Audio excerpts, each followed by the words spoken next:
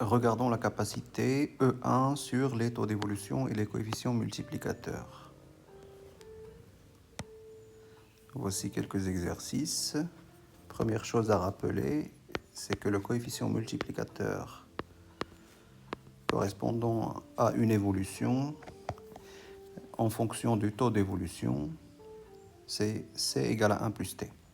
Par exemple, si vous avez une quantité qui a augmenté de 20% et que vous voulez calculer le coefficient multiplicateur, vous faites 1 plus 20 sur 100. Si c'est une diminution, vous faites 1 plus moins 20 sur 100 ou bien 1 moins 20 sur 100. Et ça fait par exemple 1,2.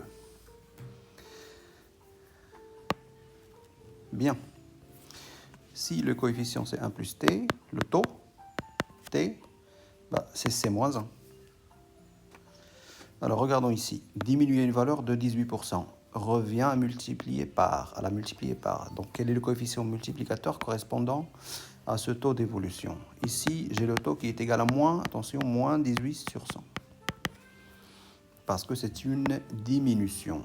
Donc moins 0,18. Alors, le coefficient multiplicateur, c'est toujours 1 plus t. Ça veut dire quoi? Ça veut dire 1 plus moins 0,18. Ou bien directement 1 moins 0,18. Et ça fait 0,82. Voilà. Ensuite, le taux d'évolution associé à un coefficient multiplicateur de 0,97, c'est C-1. Donc, c'est 0,97 moins 1 et ça fait moins 0,03. Et donc, combien pour cent?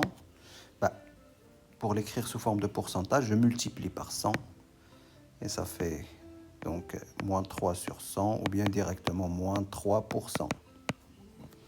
Donc moins 3%. Multiplié par 0,97, c'est diminué de 3%. Multiplié par 0,95, c'est diminué de 5%.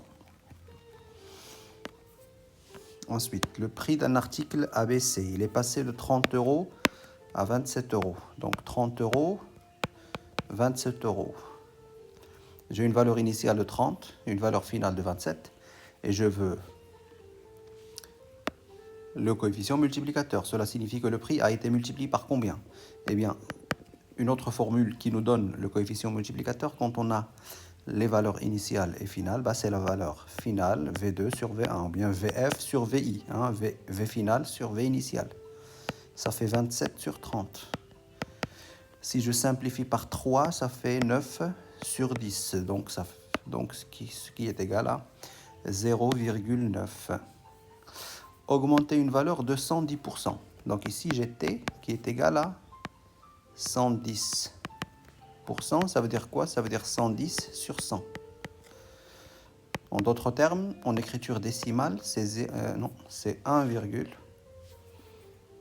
je décale la virgule de 2 rangs. La virgule qui était là, je la place de ce côté-là, je la décale de 2 rangs vers la gauche quand je divise par 100. Bon, ça c'est le taux d'évolution, c'est une augmentation. Je veux le coefficient multiplicateur.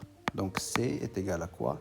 Est égal à 1 plus T, ça veut dire 1 plus 1,1. Et donc ça fait 2,1.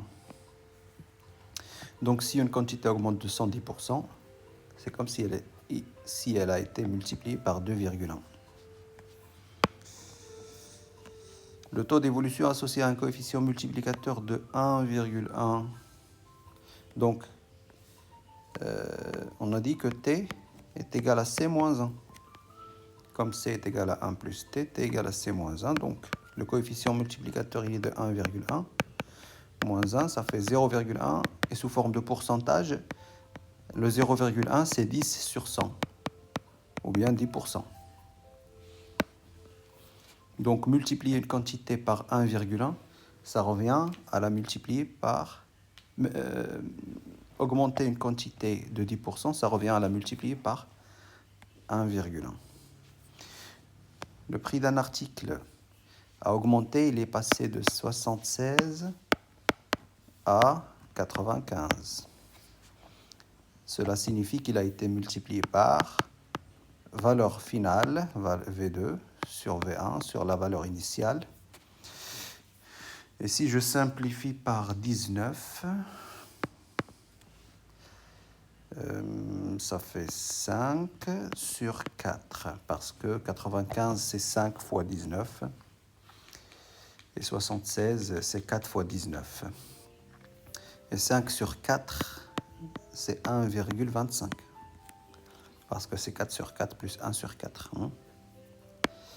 5 sur 4, c'est 4 quarts, donc 1 plus 1 quart, 0,25, ça fait 1,25. Donc, cette quantité-là a augmenté de 25%. Voilà, générez vos exercices et exercez-vous.